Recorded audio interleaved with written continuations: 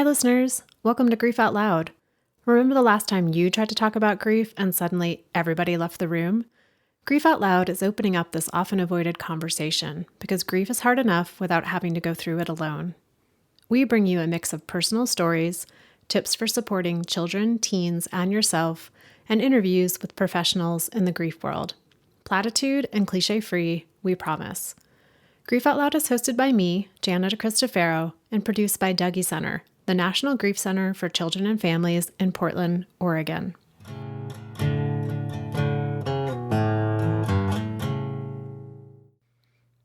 So this is the last in our 3-part series about grief and money, sponsored by Inroads Credit Union. When I first started thinking about this series, I didn't realize I'd learned so much about what I haven't been doing in my job. I'm just a few months away from my 20-year anniversary of facilitating peer grief support groups at Dougy Center, and never in that time have I directly asked a child or teen about money. I've asked them about pretty much everything else connected to their grief, but not finances. This avoidance speaks to how it's still super taboo to talk about money, even in an environment where we're actively thwarting the taboo against talking about grief. I'm sure at some point over the past 20 years, I've asked young adults and adults about how finances were affected by a death, but not teens and not kids. So I'm grateful for the conversation I had with today's guest, Shannon Schreckengost, and for how it's got me thinking differently about the work that I do. Shannon was 13 when her father died of a heart attack. While her father was alive, Shannon was very aware of the sense that money was tight in her family. She had all of her basic needs met, but comments she heard growing up let her know that there really wasn't a surplus. When her father died, thanks to his interest in the early days of internet stock trading, her family suddenly had access to more resources. But despite this shift, Shannon's sense that buying a name brand t-shirt could sink her family grew stronger. And this scarcity mindset, it still shadows her, even as an adult in her mid-30s, living in a secure 2-income household.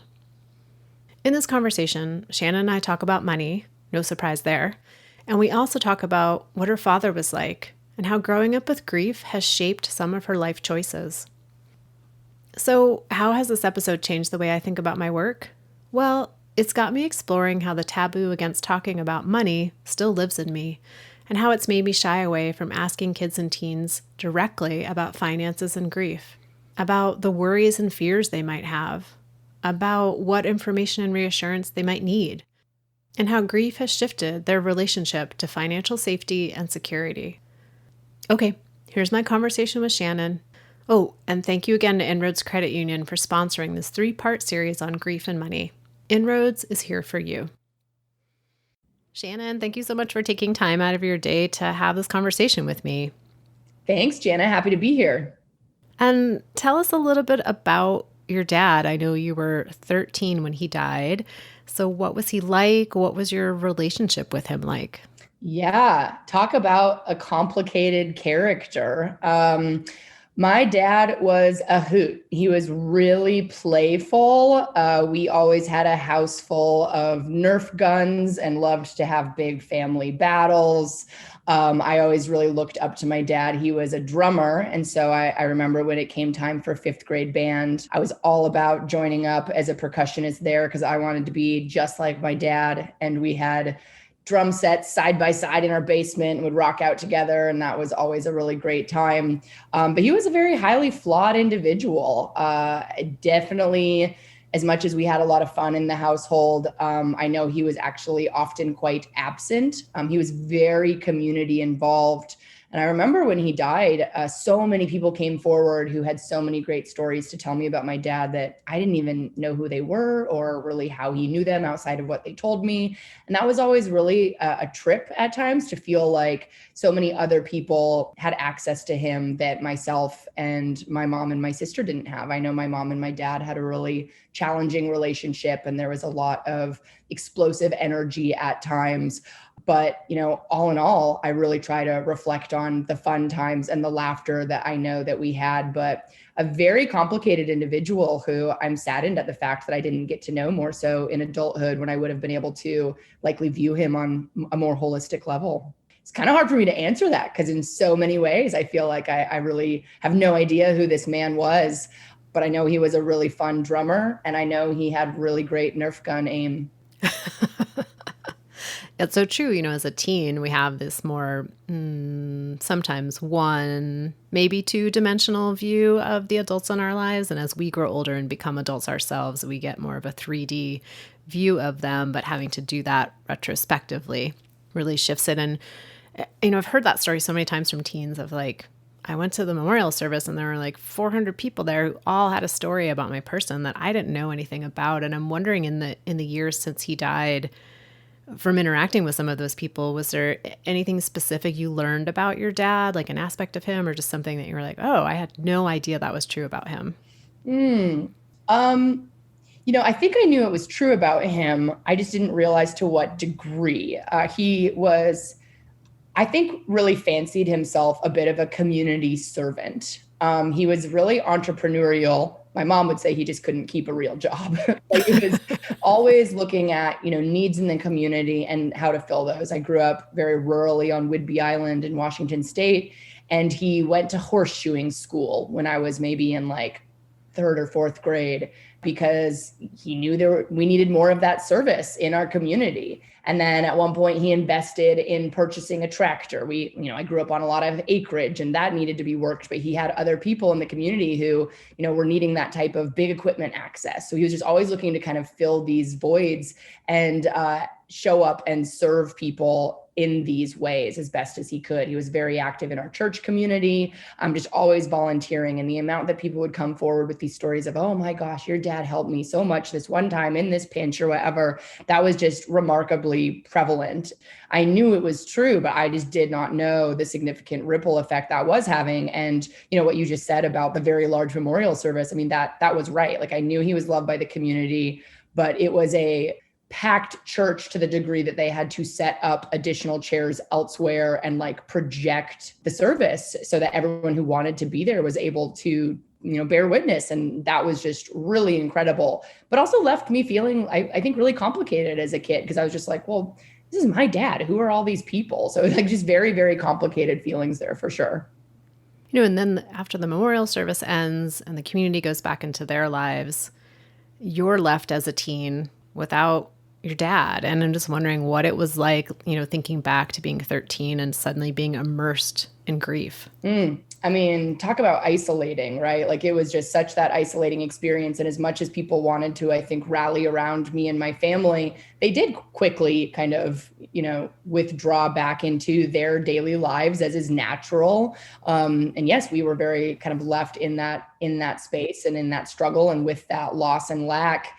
I remember it becoming something that was very like angering to me. I had been as a teenager very involved in my church community. And after he died, I really withdrew there because I started finding it so angering and fatiguing. And I know that it came from a good place, but I felt like I couldn't even step into the church without some random person who I didn't know coming up to me and telling me about how much they loved my dad and how much like I reminded them of him.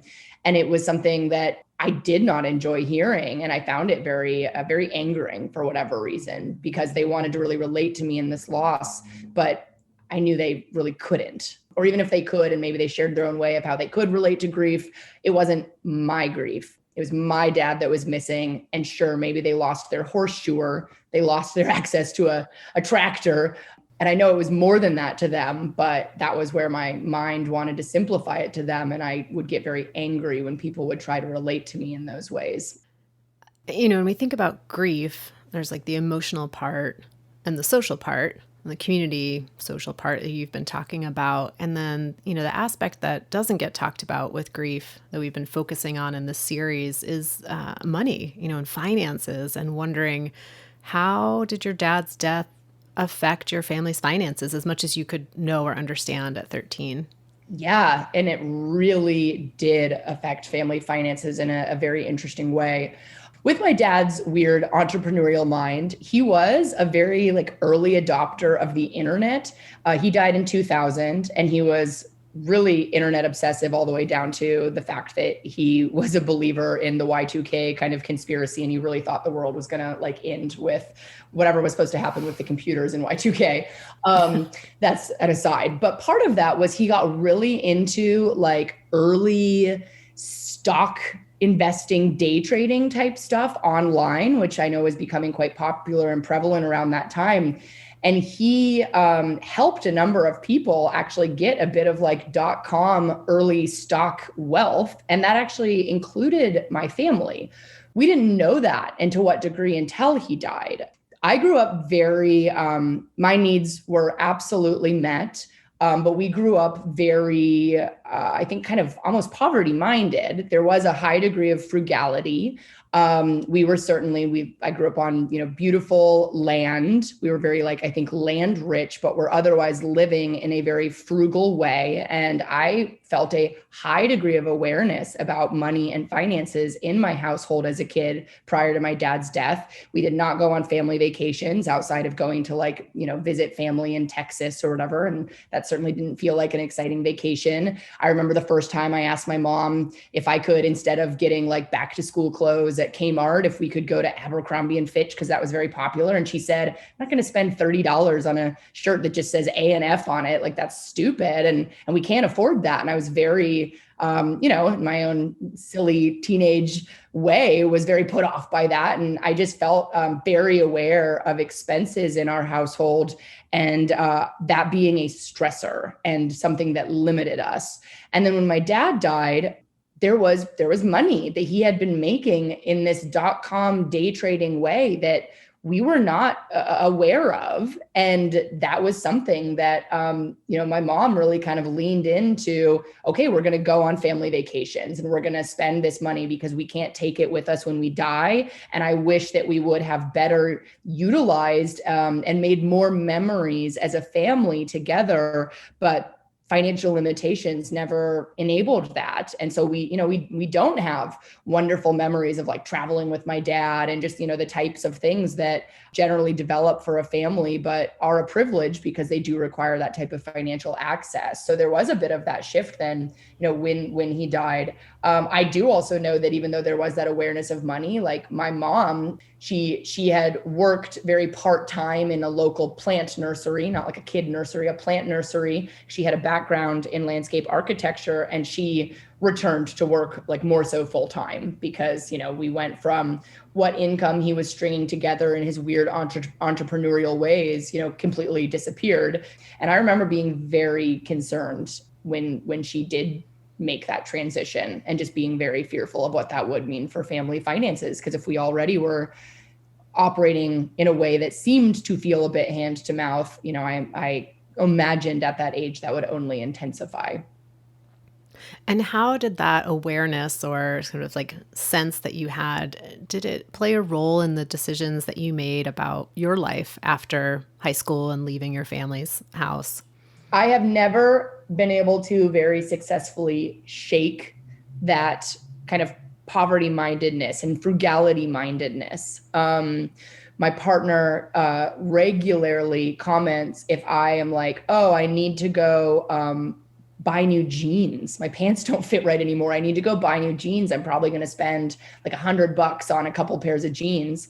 And I have to report that. I feel I need to be sharing out anything that I perceive as a significant expense, which feels like anything over $100 outside of grocery shopping, because it really stresses me out. It's a strong anxiety inducer for me, even when I am a person of privilege who does not have to live hand to mouth, and I do have savings and I'm able to travel and I can certainly afford the jeans, right? It's so hard for me to shake those feelings. And when it does come to any time that I'm just okay, I'm going to do this thing that's going to cost whatever it's going to cost, it's very stressful for me. I am fortunate to be in a household partnership where I don't have to keep an eye on the finances as much because I have a partner who does that. And I'm actually really grateful for that because it really significantly helps reduce my anxieties around money, to not have such a constant line of sight on the dollar amount, which, when it shifts by $20, I feel anxiety about that, even when I know I'm going to be fine. It's just very, very hard to shake off some of that frugal mindset that I think really did come from some of those messages of access that I received at a younger age. I wonder too, I've heard some people talk about when they have a parent die, there's a sense that the backup safety net is also gone. Like I'm more in the world on my own. And I know you described your dad as maybe being a bit of a maverick when it comes to secure finances coming in with his entrepreneurship. I just wonder if that played a role for you at all, of like half my safety net is now gone, or if that shifted like your mom's capacity to be your safety net. Ooh, that is so interesting.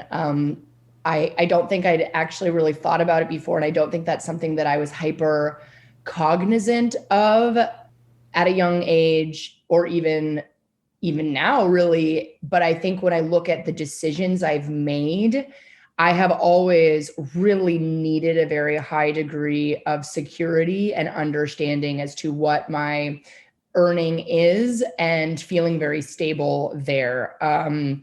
I went to college for journalism and wanted to pursue kind of a journalism career, and came out of that right when the state of newspapers, across the country and globally actually was shifting significantly.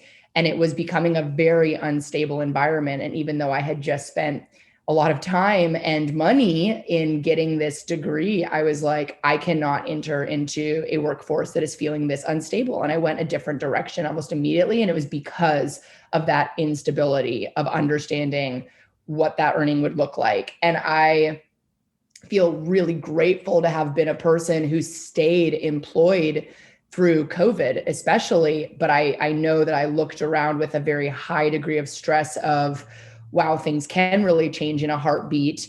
And I did find that to be very, seeing the lack of stability that is a reality in our society potentially, and how quickly things can turn on their head. It actually was very triggering to me in a way that I know it is, because it was very much reminded me of having that stability of two parents, and one of them just surprisingly disappearing overnight, essentially. So even if stability is a facade a little bit, I really crave it, and will do everything in my power to create that for myself to the best of my ability. Yeah, so that growing up in that environment and with that experience of your dad's death maybe has informed where you're comfortable, that's maybe not the right word, of having risk in your life, and financial security, stability, job. That's not one of those realms where risk is at all tolerated. Not at all. Yeah. All the way down to, I'm really grateful to have, a husband and partner who is gainfully full-time employed as well. And, I have had friends close to me who have had partners who are just like, oh, they're just like not working right now. And I'm like, oh my gosh, I don't know how you could do that. Like, that's so stressful for me to even contemplate.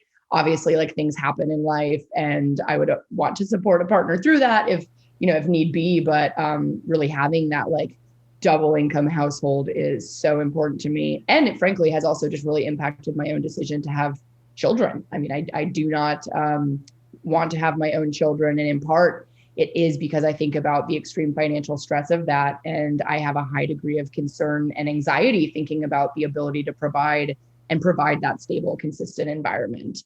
Yeah, I absolutely carry on a lot of those feelings of financial anxiety to this day. And I don't want to pay those forward to anyone else.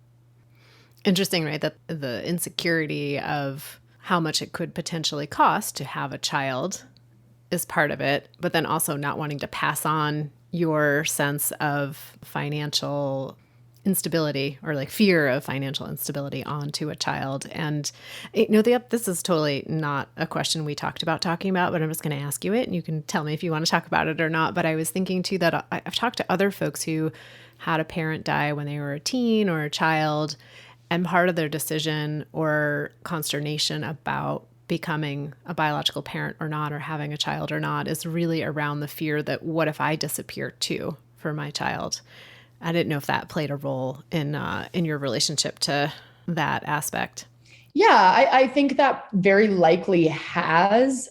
I am someone who, and I've learned this is really common for people who did have a parent die at a young age. It has always been really hard for me imagining myself having like a naturally long life. Like, I've just kind of always assumed that I also would have a relatively premature termination date. I don't think I've ever had some particular number in mind.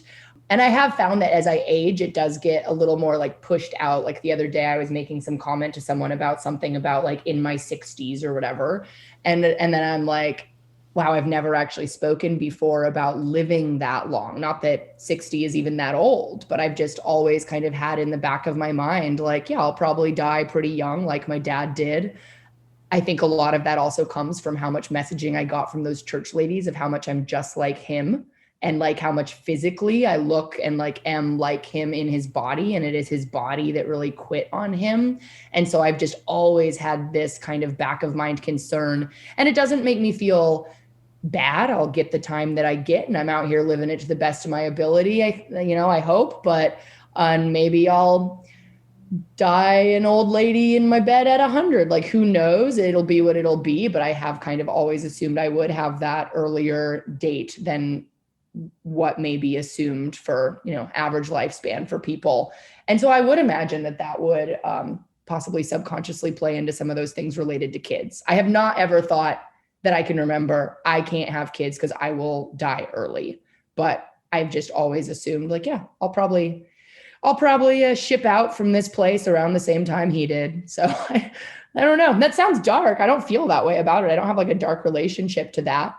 I just want my brain and body to go at the same time. And I want my husband and other loved ones to go on and live in love and not have to grieve too much, I guess. Weird. Well, it's a really interesting statement coming from someone who's grown up with grief. The idea of like, well, when I have what did you call it? Your premature termination date. When I have that, I hope the people who care about me don't spend the rest of their life carrying grief for me. Yeah. Yeah. I just the other day attended a friend of mine who's a grief doula. Shout out Emerald Awakenings. She hosted a really lovely dinner, and we went over kind of a workbook of what we want to occur when we die. And it was something that also could be filled out. Like I should sit and do it with my husband, but I totally just had this mind the whole time. I was like, well, I don't need to do this with him because I'm going to go before him, which I know is probably ignorant and short-sighted. Anything can happen at any time to any living person, obviously. But there's just this locked in idea that like, it'll be me first and it'll probably be premature. And I don't know, time will tell, I guess. And I'll be none the wiser. So. Which in an interesting way could be part of that. I imagine growing up with grief, there's an aspect of, or there could be an aspect of, I don't want to go through this again. So I'm going to imagine that I am the one that is leaving and I'm out, and I don't have to deal with what the repercussions are for the other people in my life in quite the same way. That's a very good point. Yeah, I'm probably very much doing a mental self-protection thing by just being like, nope, this is what it'll be, and I'll never have to deal with that grief related to my partner. But yeah, again, I mean, who knows? There is also the logical side of my brain. But I've just, operated under that assumption of I'll probably go in a similar timeline. So I can imagine when I hit particular landmark birthdays, it'll be interesting to see how this thinking shifts when I do outlive him. And then when I hit 45, should I be so lucky? If I hit 50, I just feel like it's going to be a little bit of a head trip. I remember when I realized, as a younger adult, I started making friends with older people that I was like, I have friends that are older than my dad was when he died. And that was kind of a trip, Similarly, I remember it being weird to realize, I've had more time alive in my life without my dad than time with him. When I kind of crossed that threshold, that was really interesting. So it'd be interesting to see how some of these thoughts and ideas that I've just long held do shift in time. Should I be proven wrong in those assumptions?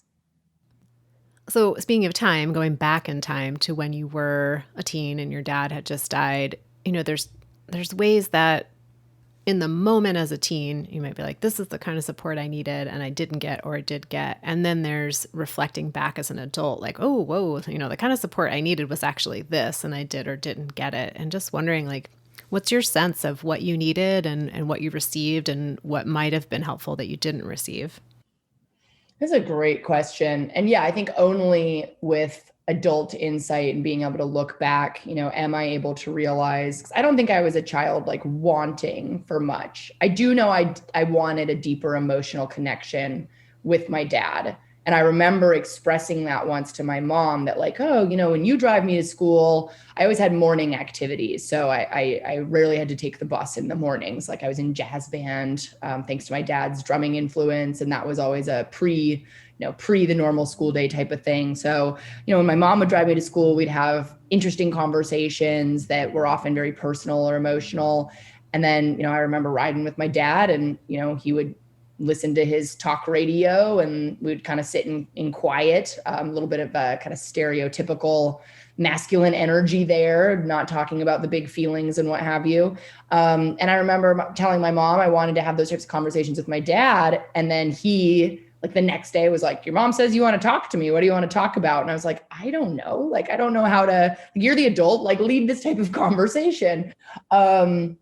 And so, yeah, I don't feel like I was getting a high degree of like emotional engagement. And I am also aware that in my household, we were really funny about expressing our feelings, I think, and also just having a lot of like normative, intimate connection. And I didn't realize that at the time, but I when I think back, one of the first times I ever remember like hugging and kissing my mom or having her like, kind of kiss me like goodbye was when I got in the car and went away to college. And that's, not totally standard, right? I mean, yeah, just not even having those types of like normative, like hugs and kind of kisses on the cheek and, telling people that we love them. That's something when my dad died, actually, there was a newspaper, a regular newspaper feature in our local newspaper called Hometown Hero. And he got like a full page front of the paper, Hometown Hero, right up after his death. And the headline of it was, tell them you love them, because so much of the prevalent theme of that feedback was people didn't necessarily tell my dad how much they loved him. And he certainly wasn't telling us. So I do feel like a lot of that normative, intimate family connection and sharing of those family kind of values and developing and expressing like family love just wasn't really happening there. I don't feel I was unloved, but it certainly wasn't communicated.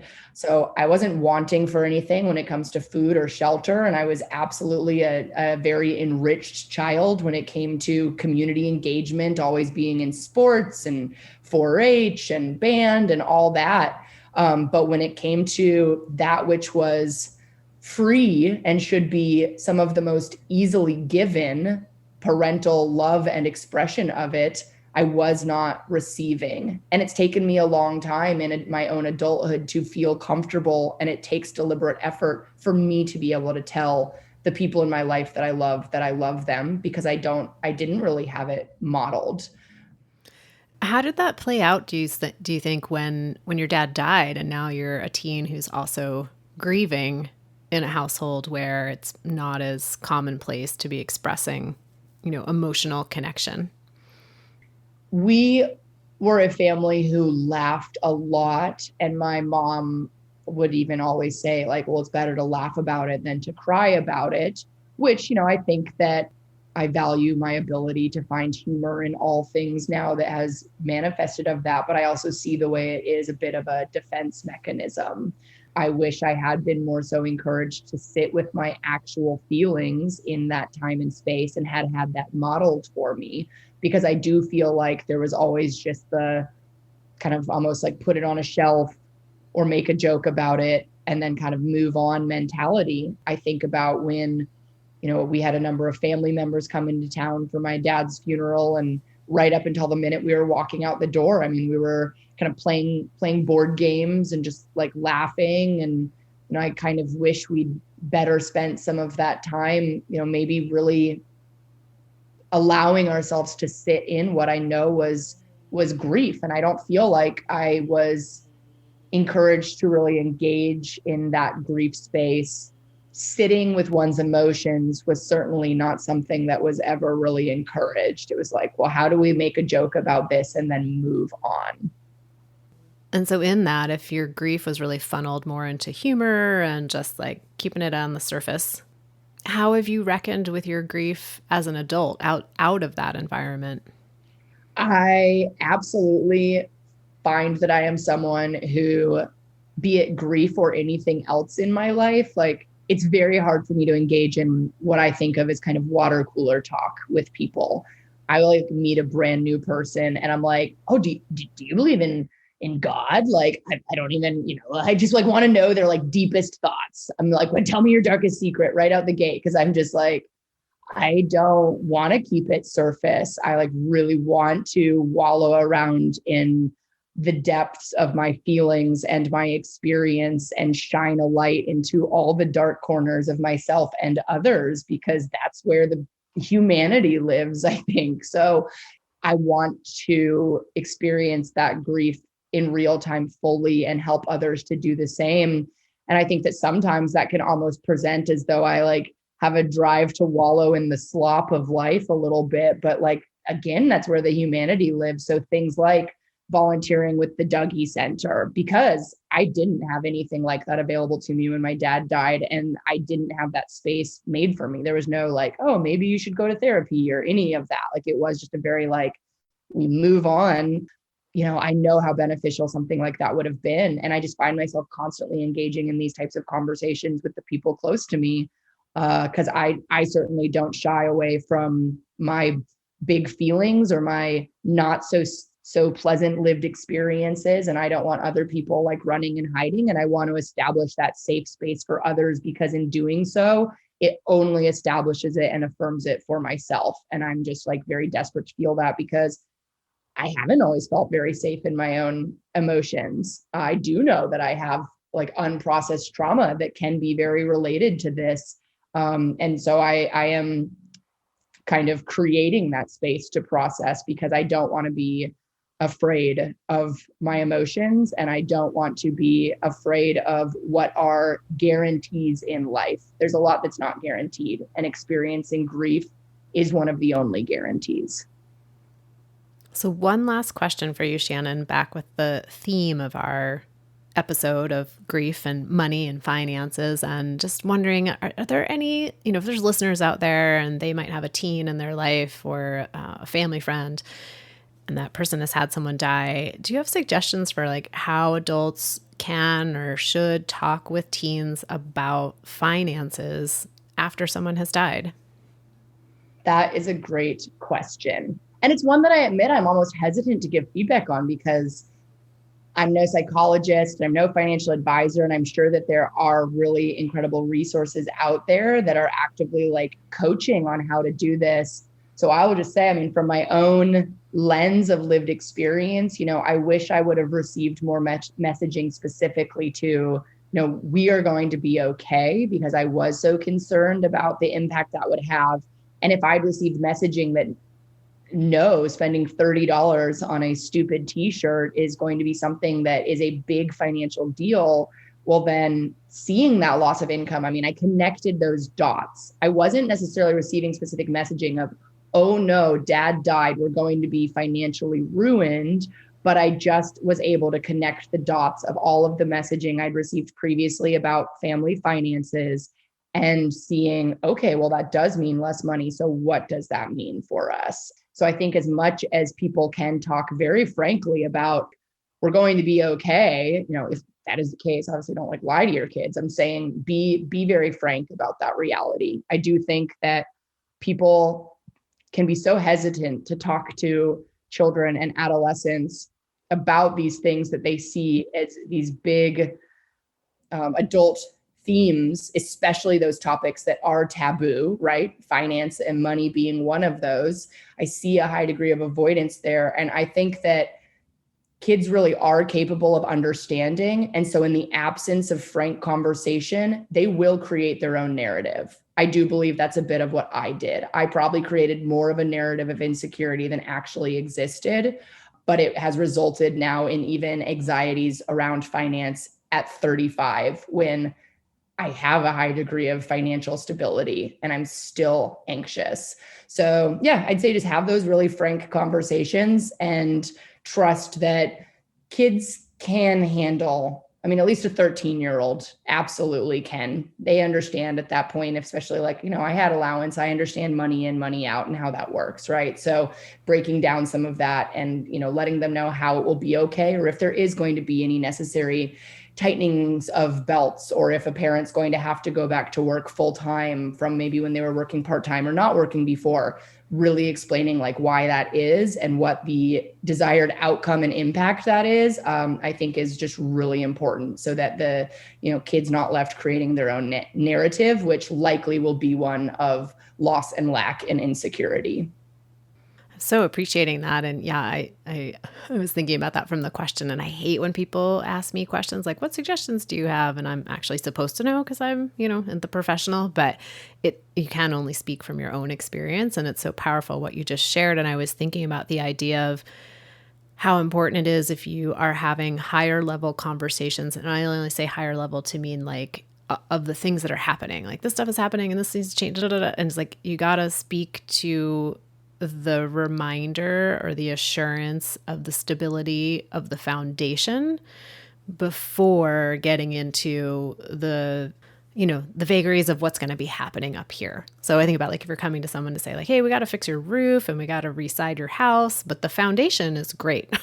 And then having those conversations with kids to say like, we are going to be okay. And we are going to be having some changes in our life. Whatever it is, whatever reassurance you can offer of like, we'll have a place to live or we'll always have food or whatever it might be, knowing, of course, for some families that might not be something they can offer as a constant. But if they can, to like speak to that first before you go to what's going to be different and what's going to change. Yep, absolutely. I think that's huge. Yeah. If a family can say that, I understand, for me, I was in that position of privilege where my base needs were met and they were going to continue to be so. But I think especially in light of a significant family change, that comes from the death of a parent, then when, all these other life changes start occurring. Oh, mom's not home when I get home from school anymore because she's at work. So I serve myself a bowl from the crock pot, like, just really talking out those types of shifts as well, because it's already going to feel really scary and chaotic. And like the kid has just no control over anything. And so to really be able to kind of, speak to that just very specifically, I think will help the kid feel a lot less like along for the ride of chaos, the chaos ride. I mean, we're all living Mr. Toad's wild ride all the time anyway, but at least helps it feel a little less wild and a little more on the tracks. Someone's checking to make sure the safety bar is engaged as we get on the chaos ride. Yes, that's exactly it. Yep. Oh, well, Shannon, I'm so appreciating like your time today and also just thinking of what you'd shared of how important it is for you to be creating places of safety and acknowledgement and validation for those who are having feelings, whatever those feelings are, and thinking about how much you just created that for our listeners today. So just feeling a lot of appreciation for that. So thank you. Thank you for having me. It's been a pleasure and I appreciate it. These were great questions and actually got me thinking a little more about how the heck I find myself, who I am and where I am today. So I really appreciate it. And listeners out there, I hope you also enjoyed our wild chaos ride of our conversation today. And again, this is the third in our 3-part series on grief and money that was sponsored by Inroads Credit Union. So thank you again to Inroads Credit Union. And thank you, listeners, for being part of our community, for tuning in, for sharing the show, for making it mean something. So really appreciate that. If you'd like to reach out to me directly, you can email me at griefoutloud@dougy.org. That's DOUGY.org.